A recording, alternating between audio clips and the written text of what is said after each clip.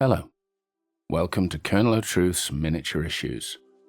In today's episode, I'm looking at Deep Street, a row of houses that leads from Southgate Square deep inside Undercrag Mountain.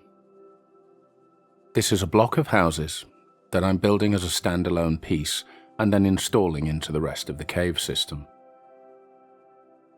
I've started in the usual way. I've made the houses themselves from good quality modelling card. And now I'm starting to add balsa wood details.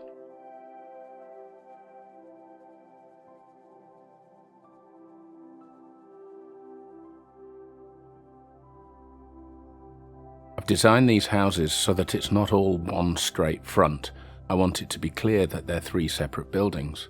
And since you can only see down Deep Street from one end, side-on details will be important.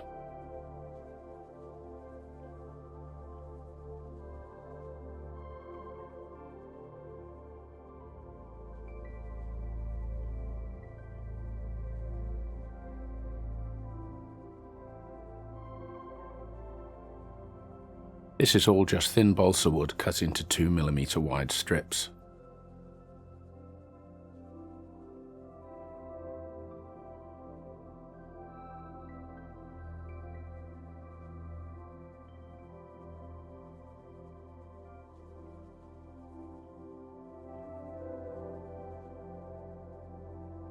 I've started with the broad strokes, and then I'm adding smaller details. This building on the end is designed to look like I've cut it in half, implying that the street continues further into the mountain.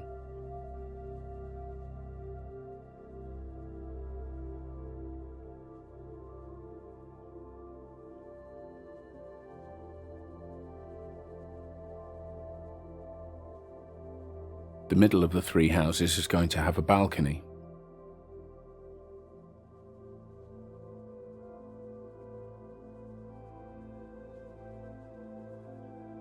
A matchstick creates a good thick beam for support.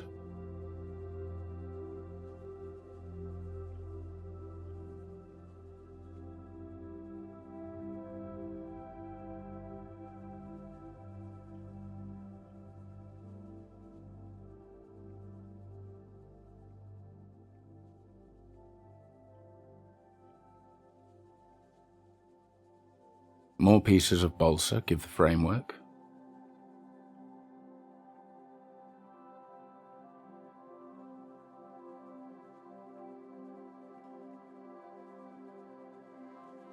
I'm gradually just building all of this up until it looks right.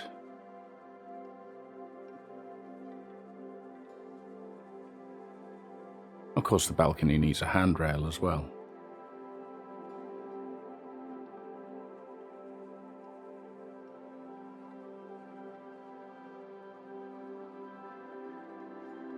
These are little pieces of matchstick rather than balsa wood, and I've pared down the edges until they're the size and shape that I want.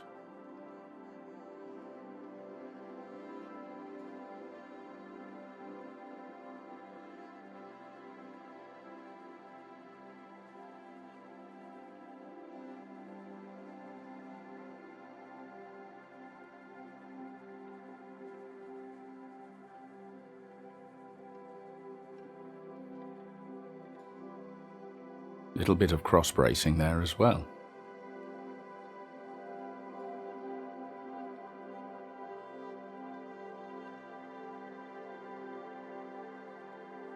For the doors, I've drawn the planks roughly and by hand, rather than measuring. This gives a nice uneven look that I like. I'm being sure to leave a little gap at the bottom of each door to allow the light from the LEDs to come through.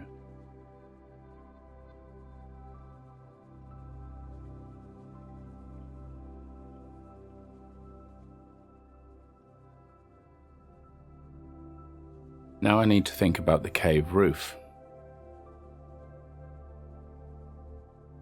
I'm slowly shaping a piece of foam to fit. I'll sculpt this into rock and then install the final piece into the rest of the caves.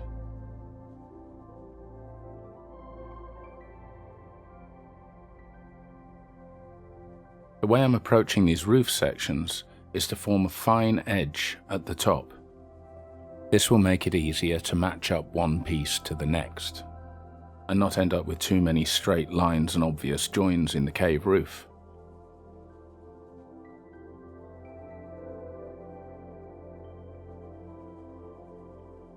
Let that dry for a little while, I think.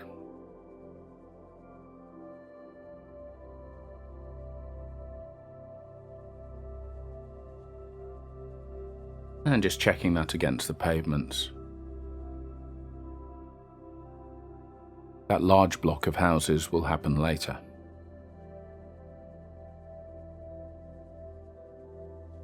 Now for a grey undercoat over everything.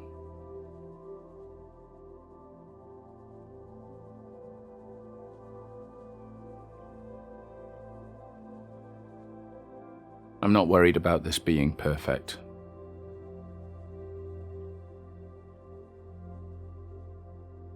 If it's a little patchy, it adds texture and interest to the final finish.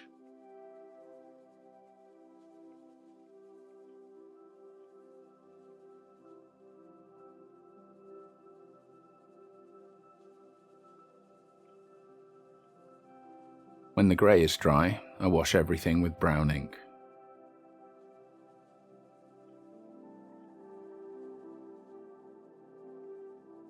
It looks pretty scruffy, but it's just part of the process.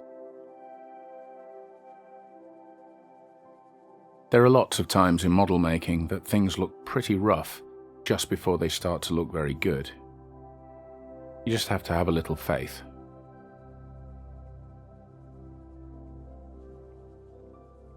Fixing a little broken timber there.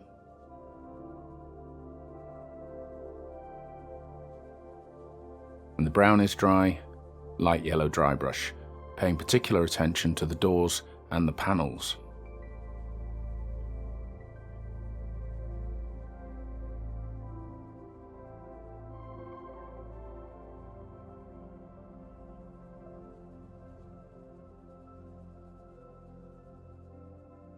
And then white.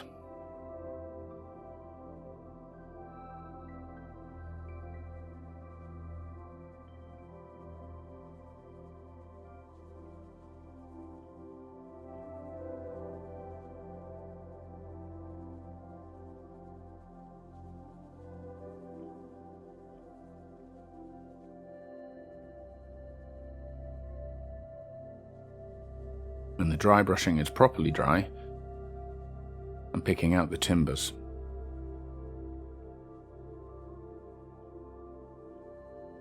This is the same brown ink as before.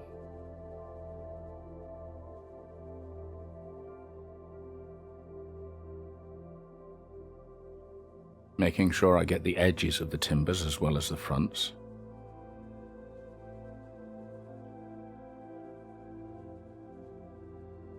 And at this point I think you'll agree it starts to come together nicely. That messy finish is rapidly disappearing.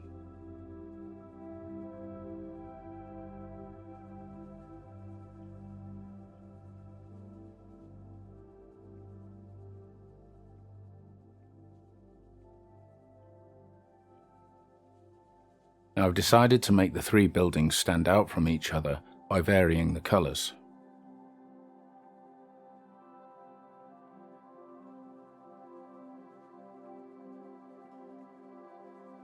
So the central building is having green timbers.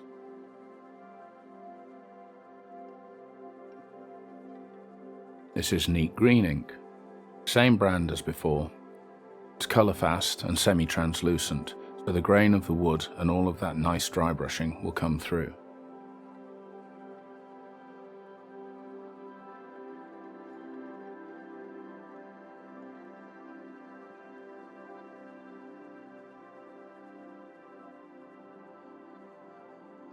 I think it's quite likely that people building houses in caves would want to brighten them up a little bit.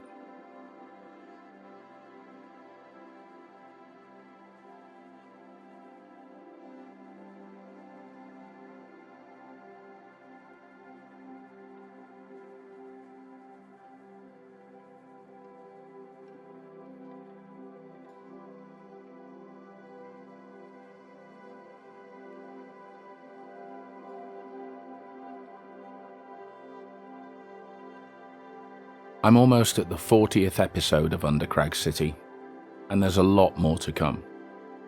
So if you haven't already, please do like and subscribe, and maybe share this with friends who might be interested.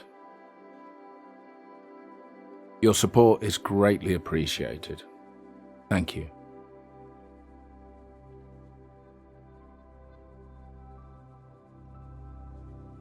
Anyway, let's get back to the green ink.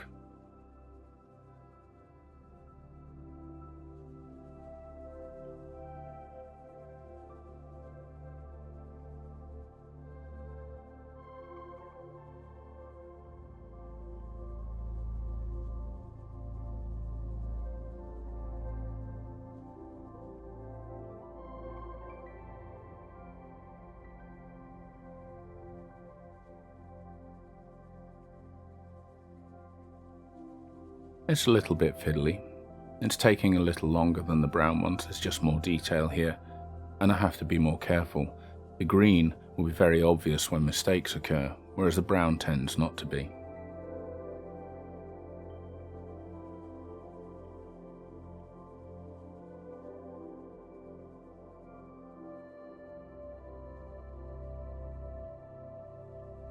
When little slips do occur, I take a very fine brush and quickly remove the ink. Usually, it comes away straight away without leaving too much behind.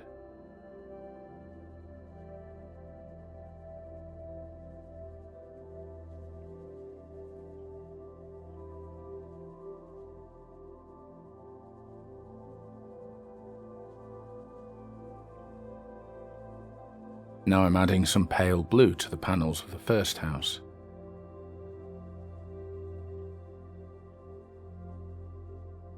Again, I want to brighten up Deep Street a little and make the three buildings clearly separate from each other.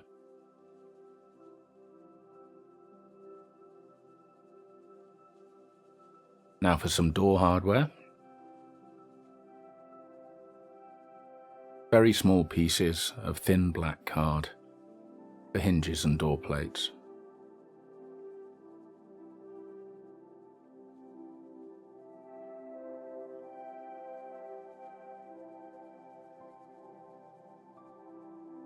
I should also mention I usually have my doors opening in towards a corner. It just makes sense to me that way.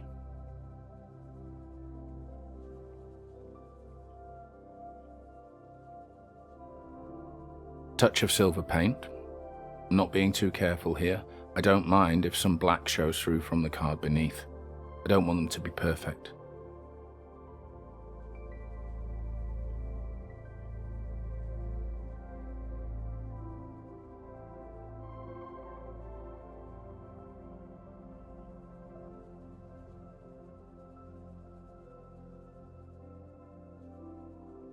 Now I take off the shine with a tiny bit of rust ink.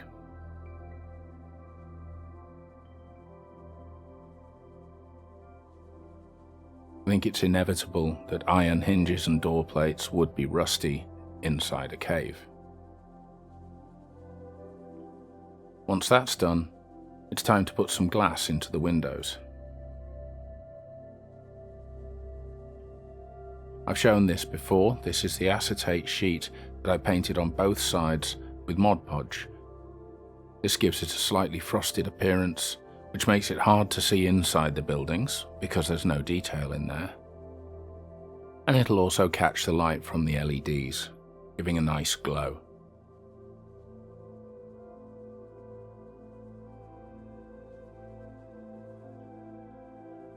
So now that all the detailing is done on the houses, I'm going to work on the cave roof a little bit. Good coating of PVA and then some DAS clay.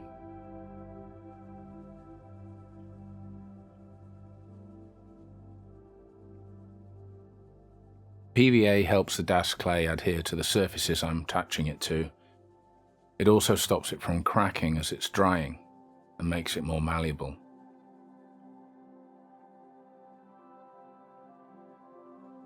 I'm just applying this as blobs, and then I'll sculpt it with a brush and PVA.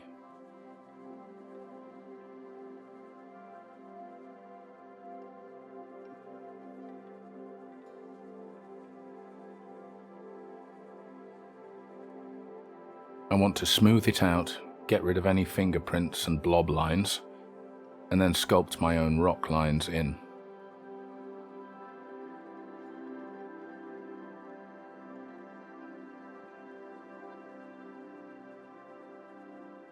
I'm adding my dark grey paint without waiting for the clay to dry.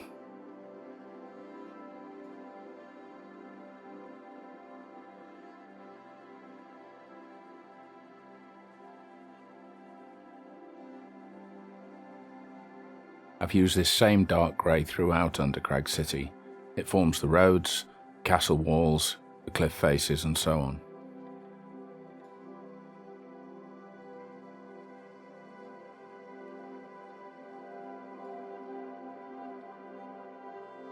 Now I'll jump forward a little way. I've installed the LEDs. I'll put a link below to an episode where I showed this. And I'm blending this whole piece into the rest of the rock face.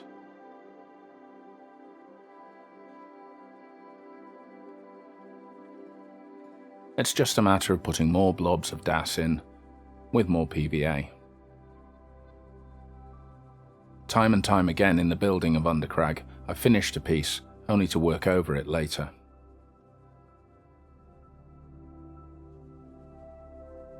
I've also got to think of the way that the roof will join to the next section and not make it too difficult for myself. All of this has to be painted, which means I've got to do it while I can still get to it.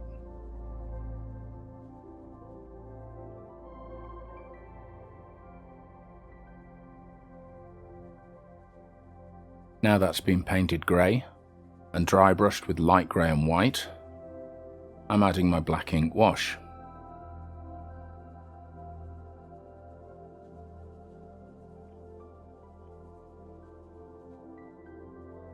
Once I've done that, I won't wait for it to dry. I'll start adding green and then yellow wherever I want mosses. This is mostly around the archway into Southgate Square, where there's daylight, and around the windows, where there will be light from time to time.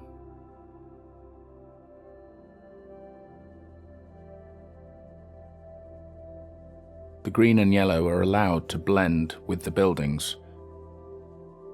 It just pulls the various pieces together.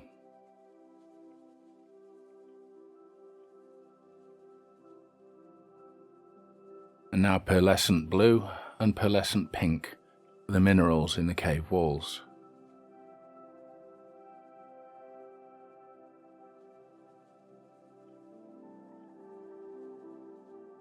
There's my mysterious green glow and the various windows around the caves, with daylight outside.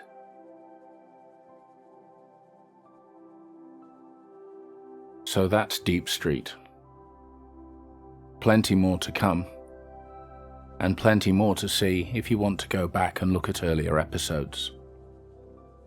I hope you've enjoyed this one, and I hope to see you next time.